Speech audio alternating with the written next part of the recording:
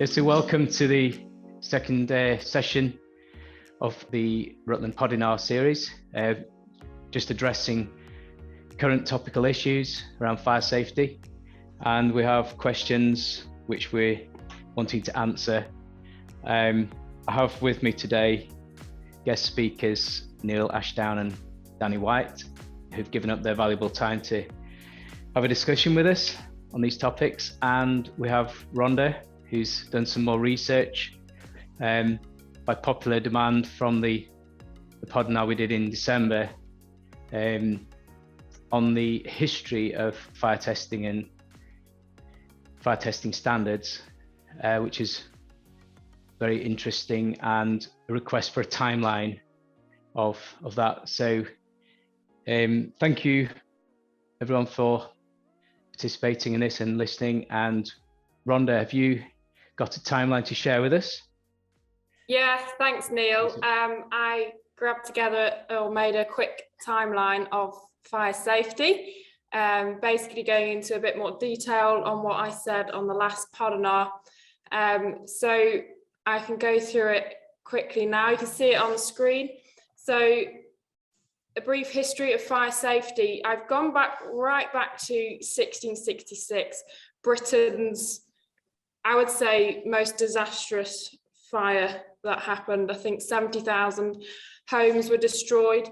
And yeah, it was, back then all houses were pretty much made out of wood, which is obviously very flammable. And that led on to the 1667 Rebuilding Act, where it was stated, I think it was actually King Charles II, he'd had a very big, much input into this fire.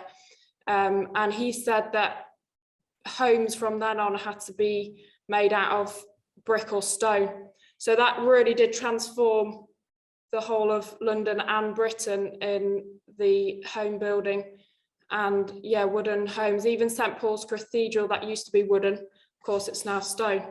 Then we move on to the 1800s, so we jump a bit, and in the late 1800s, early 1900s, there were quite a few theatre fires which had very significant casualties. You can see there, 1881, the Vienna theatre fire, 450 people died, and then the Chicago one, 566 died, which is quite significant. And through that, the government did bring in some major regulations about fire safety and evacuation, and at the Empire State Palace in Edinburgh, 3,000 people evacuated in 2.5 minutes.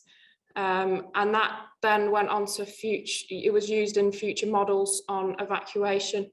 And then 1934, the Manual of Safety Requirements in Theatres and Other Places of Public Entertainment was introduced. So this stated things about evacuation, and that fire exits were clearly signed, and also the materials, so the curtains, etc.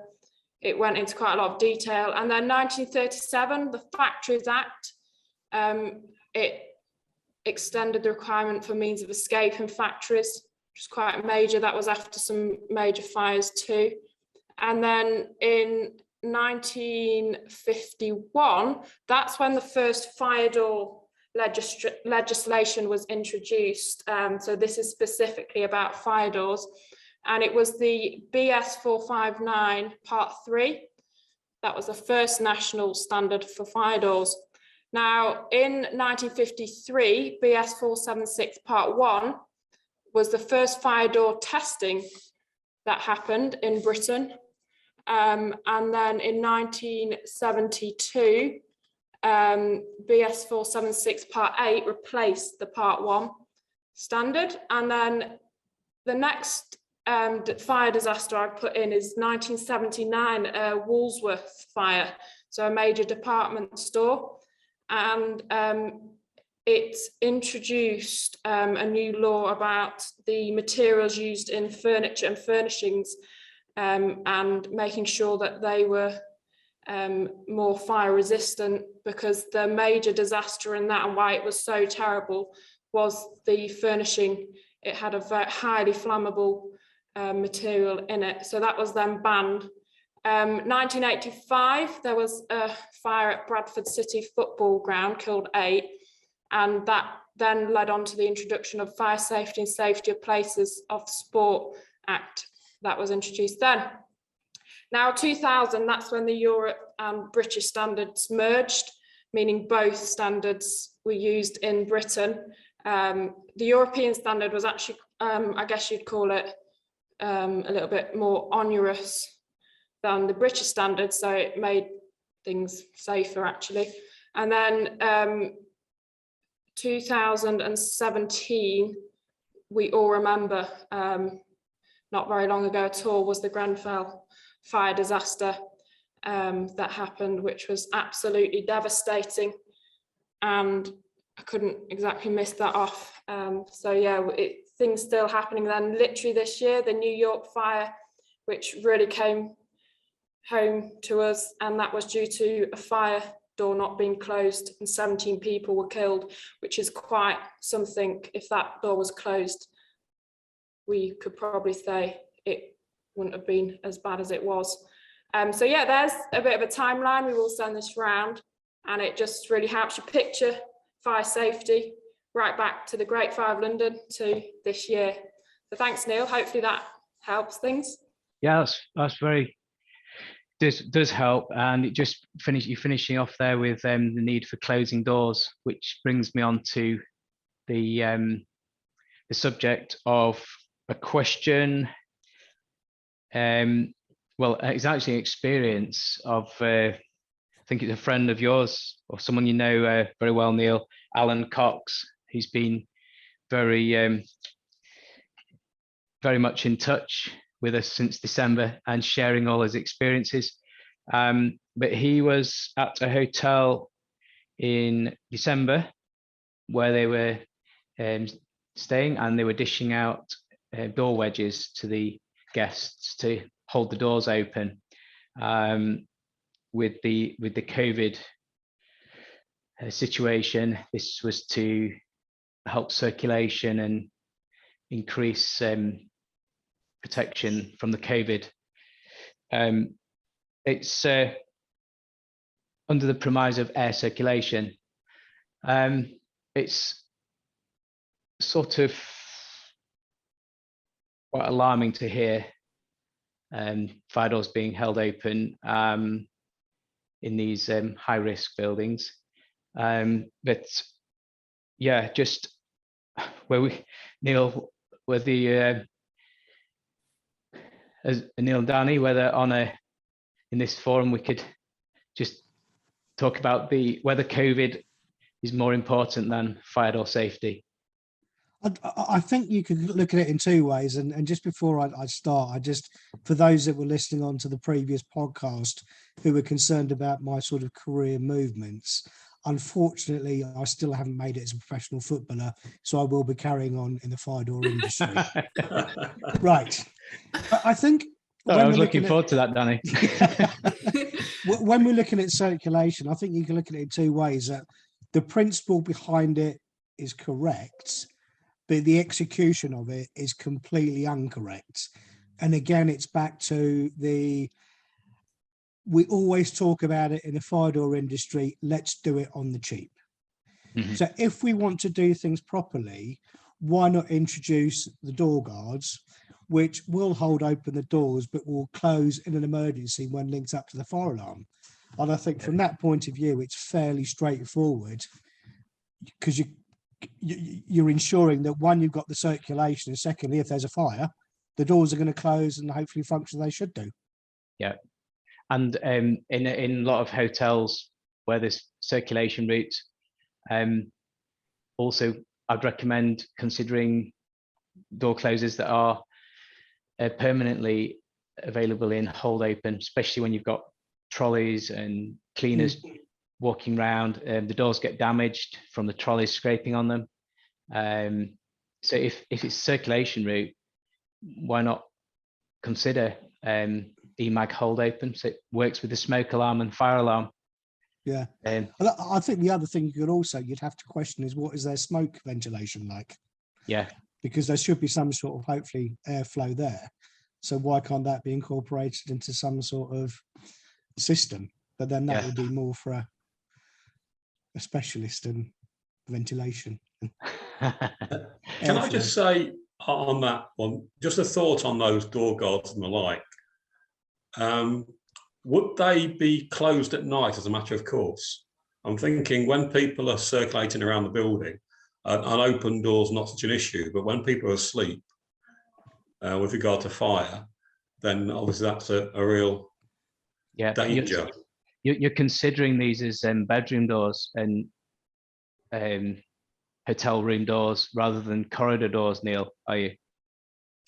Well, let's think about it as far as when we're asleep is concerned. If it's a bedroom door or say a kitchen door or a laundry room door, we're talking about primary protection when the fire first starts, because that's where it's most likely to start, not in a corridor. But corridor doors and stairwell doors, of course, have got to be shut because of smoke spread. Yeah. And if we think about certainly the New York fire, it was smoke that was the killer. Yeah. Just on your question about bedroom doors and corridors being held open, or and the concern about smoke control, I tend to go by the BS 8300 recommendation. So it says if the opening force for a door on a circulation route, so it's talking circulation routes there, is excessive on an electrically powered hold open device to EN 1155 should be installed. That's BS 8300 section 7.3.2. And then as to bedroom doors, it says swing-free closing devices may be used on doors to individual rooms. So where there's a fire door within an apartment, for example, or in a care home where you've got individual rooms, it says swing-free closing devices may be used on doors to individual rooms, but are not considered suitable for doors on circulation routes. So there's a clear distinction in BS 8300 as to where hold open is used and swing free. And the Responder 24 door closer is designed in such a way that it can be used in swing free for individual rooms or hold open for corridors. That's the Responder 24 connected. So it's hardwired into connected to the smoke alarm. So if there's any smoke leakage anywhere in the building, all of those doors to individual rooms will close. In the meantime, they can be left open because they're just swing free, just like any door that's not got any closing force applied. When the electricity is cut, the door closer connects and operates as a normal door closer. So that's another option. Yeah. So just a clear conclusion to our question today: is COVID more important than fire door safety? COVID safety and air circulation is right in principle, in our opinion, as speakers today. And the important point is the practical application of air circulation needs to be compliant with fire doors, and there are compliant solutions, as we've discussed. Just to confirm or make clear on letter plates, there are fire tested letter plates on the market, very successful, seen them pass tests, and they're written into third-party certification on many fire door systems. Just be sure what you're buying is compliant.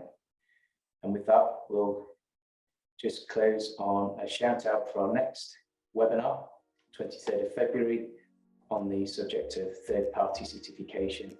Seems a lot of confusion around that, and we hope to unravel this and make this clear or clearer.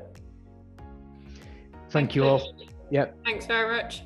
Thank you. Thanks, Neil. Thanks, Rhonda. Thanks, Danny. Thank you. Thanks a lot.